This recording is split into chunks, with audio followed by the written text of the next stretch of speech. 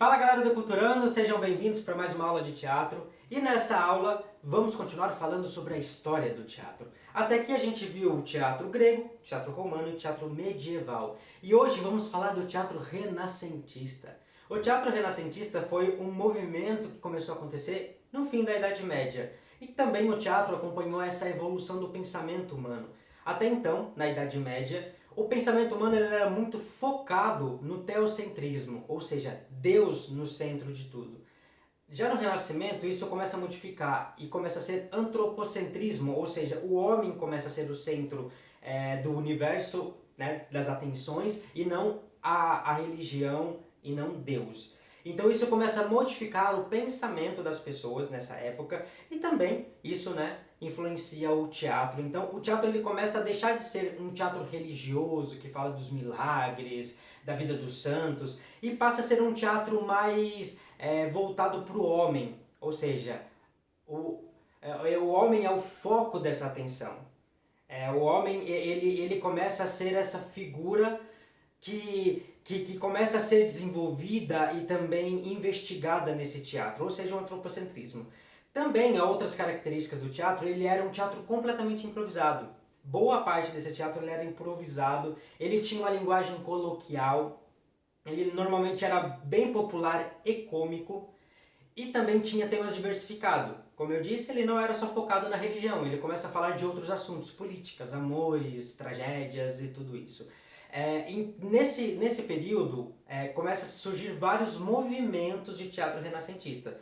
E em cada país que ele foi se desenvolvendo a partir de algumas características e a partir de algumas qualidades próprias, né? O início do teatro renascentista ele se dá na Itália, mas aí ele começa a se disseminar por todas as outros países da Europa, como Inglaterra, França e Espanha. Porém, nessa aula, como é um assunto muito extenso, nessa aula nós vamos focar mais em duas linhas que foram muito importantes de construção nessa época, que é a comédia dell'arte e o teatro elisabetano.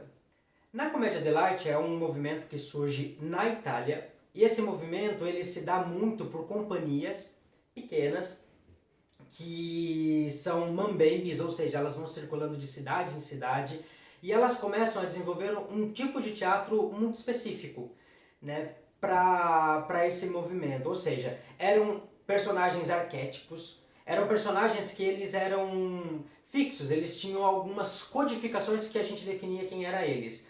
Na comédia dell'arte existem alguns personagens fixos e todas as tramas que eram desenvolvidas eram feitas com esses personagens. Podemos citar aqui como exemplo o Arlequim, o Pierrot, Pantaleone, os Enamorados, o Capitano, são alguns dos personagens da comédia dell'arte. Algumas características da comédia dell'arte eles usavam máscara, na verdade eles usavam uma máscara, meia máscara, e essa máscara definia essa figura e cada máscara tinha sua codificação, ou seja, uma maneira de se movimentar, uma maneira de andar. E essa codificação depois ela foi sendo estudada após o período da comédia dell'arte, ela foi sendo estudada por vários especialistas para compreender as codificações que eram criadas. Os espetáculos eram praticamente todos improvisados. Não existia um texto dramatúrgico, existia uma improvisação em cima de um canovaccio. Esse canovaccio ele era como se fosse um roteiro que se seguia. Então essas companhias elas iam de cidade em cidade, anunciando as suas apresentações, realizando as apresentações e passando o chapéu depois. Era essa maneira que eles sobreviviam, construíam seus espetáculos e sobreviviam. Um desafio para essas companhias era a língua, porque mesmo quando elas circulavam dentro da Itália, existiam muitos dialetos diferentes em cada região que eles iam. Então eles começaram a criar espetáculos que eles eram mais corporais do que propriamente na fala. Existia uma fala que muitas vezes era como se fosse um gramelô, uma mistura de vários idiomas que eles falavam, mas principalmente o que fortalecia o trabalho deles era o trabalho físico. Então como que esse corpo se desenvolvia em cena e demonstrava para aquelas pessoas que assistissem e se identificavam com aqueles tipos. Isso foi um pouco do que aconteceu na Itália com a comédia dell'arte, que até hoje ainda é muito explorada e muito investigada. esse movimento, porque foi muito importante. E muitos dizem que ele foi o início, ele foi o início do teatro moderno, ou seja, essa questão do improviso, a questão do trabalho corporal e tudo mais. Depois a gente pode, num próximo vídeo, especificar e aprofundar um pouquinho mais somente na comédia dell'arte, para que vocês entendam um pouco que é um universo fascinante e com muitos detalhes. Partindo agora para o teatro elisabetano. O teatro elisabetano ele acontece nesse período do Renascimento na Inglaterra. E por que teatro elisabetano? Porque era sobre o reinado da Elizabeth I.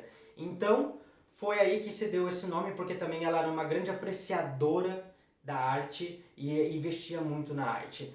E o que a gente vai focar no teatro elisabetano? Existem muitos autores, existem muitas características, mas nesse vídeo eu vou focar na principal figura do teatro elisabetano, William Shakespeare.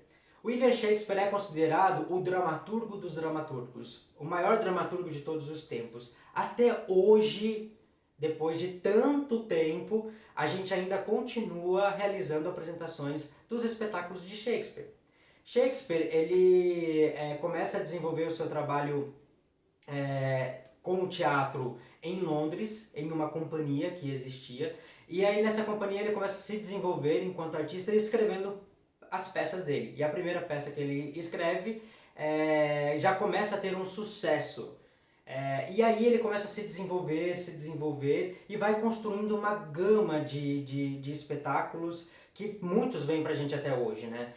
Tem aproximadamente aí entre 30 e 40 peças e espetáculos que veio pra gente dessa época de Shakespeare. E Shakespeare começa a revolucionar essa maneira de fazer teatro. Então, Shakespeare tem vários períodos, e a gente, como eu disse também na Comédia dell'arte, a gente pode fazer depois um vídeo focando em todos os detalhes de Shakespeare.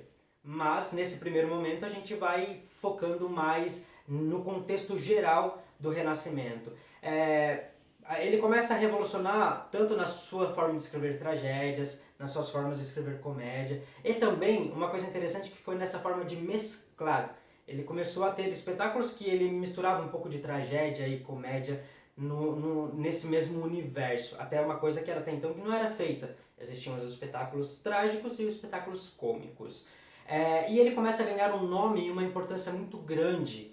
E também trazendo esses temas diversificados, falando sobre a vida, falando sobre o homem, e começa a ser uns espetáculos mais psicológicos. Não somente existe uma capa e falava sobre os deuses, mas sobre a psicologia humana.